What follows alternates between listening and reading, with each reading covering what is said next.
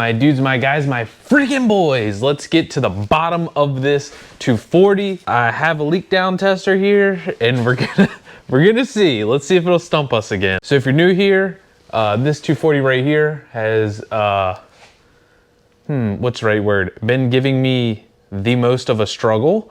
Trying to figure out why it wants to overheat, why the thermostat won't open, all this stuff. Today, my friend Joe that lives down the way let me borrow his leak down tester. So we're gonna go ahead and give it a shot and cross our freaking fingers, dude. I hope it's not a head gasket, but then I kind of hope it is, because then at least I'll know what's wrong. So yeah, let's start digging into it.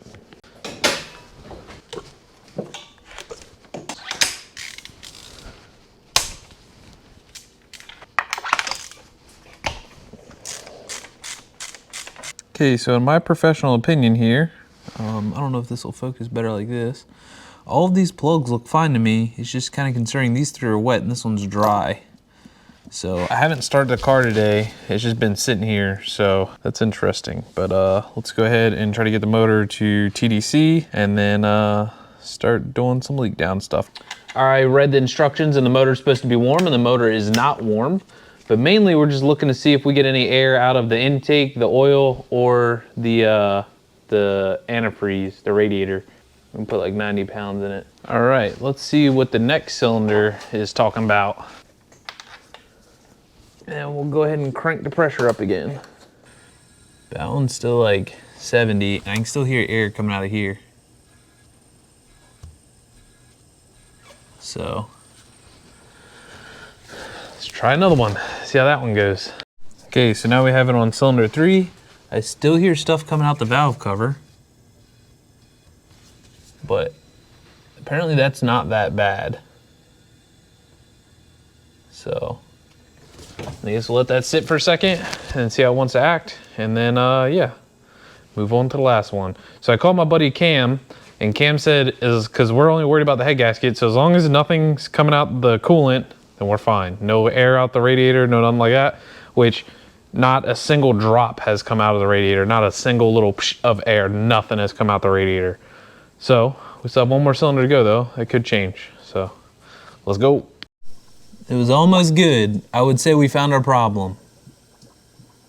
Bubbling out the coolant, cylinder 4.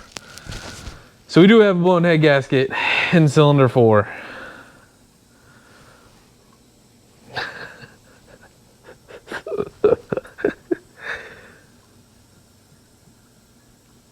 Yeah, you can hear it bubbling in there. All right, well, that's that. At least now we know. Of course it's the last cylinder, right? It couldn't be the first cylinder. It has to be the last cylinder. Make you do all this work. Just be like, yo, there's a head gasket. Gosh, dang, man. All right, let me get this out of here and figure out what we want to do next. Dang, man. All right, so now I got to decide what to do. What head gasket do you guys recommend?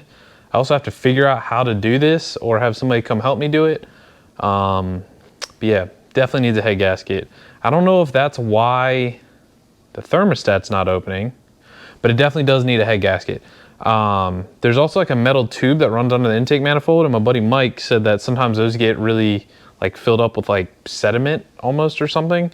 So I'll be able to pull that out because the intake manifold has to come off anyway. So I'll be able to pull that out and either replace it with just a hose or clean it out and figure it out that way. So kind of a bummer, man. Kind of a bummer. But you know, it's part of owning all these cars. Sometimes all of them are just gonna break at the same time. So yeah, let's see what happens the rest of this video. Hi. So this whole time where I've been saying it's not a head gasket, Cam finally came down here and talked me into doing a head gasket, so. All right, we got the studs in. Professionally built motor right here in the garage.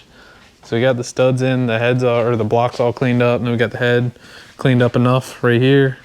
So we're gonna go ahead and slap her in.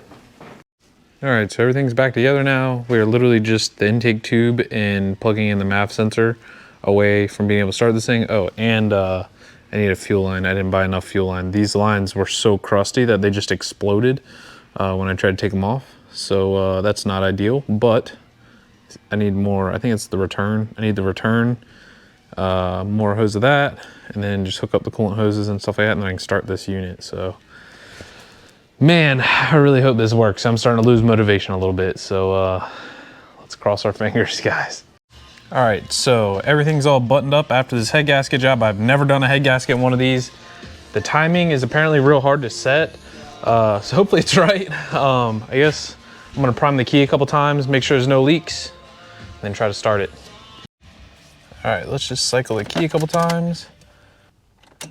Hear the fuel pump doing stuff.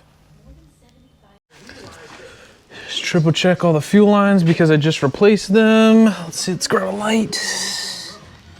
Not leaking any fuel. Everything looks good there. All right, I guess let's just try to give her a start and see what happens. All right, here goes nothing.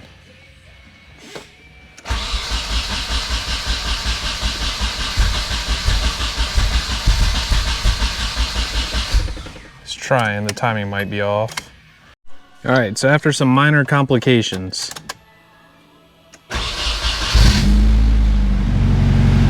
running good. I can hit the throttle. Everything seems healthy, so gonna put some coolant in it now, let it bleed, and I guess we can go drive this thing. Hopefully the thermostat opens, dude. I swear to God, dude. All right, so I made it like barely down the street from my house, and it's already trying to overheat. But I did discover something. It's the heater core. Like, I don't have any heat right now. I had heat before, now I don't have heat. So I think I might have to try to loop the heater core for now until I can figure out what's going on there. Because I had heat before, so that doesn't make any sense. Unless it just has a huge air bubble, but I was like grabbing the heater core hoses and trying to like bleed them basically, and nothing. So, very frustrating, but we'll figure it out. That was really weird. I was driving, like after it was overheating, I had the car off in the last clip, and then turned it on and it fell down a little bit and I started getting heat. So I'm gonna sit here for a minute and let it maybe figure its life out. And then I guess when I get on the street, I'm gonna just romp on it and see if it'll build enough like coolant pressure to kick out whatever's going on in there. I sure this thing make bubble. It's making bubble noises inside the car. I guess it's a good thing. I don't see anything coming out. Maybe it's starting to bleed through here or something. And I turned the key on, it says it's the same hotness that it was before, so I do have some warmth in the heater core. Maybe we just gotta play with it some more. Okay, good news. It's back to operating temperature and I have heat. Do we risk it and try to drive a little bit further, or do I leave it alone? Let's go risk it. Let's go try to drive a little bit further. Let's see. Yeah, I made it like a quarter mile and started trying to overheat. So let's see. Yo, I hear it like bubbling. I don't know, man. So there's coolant. There's for sure coolant pressure. It's just not opening the thermostat.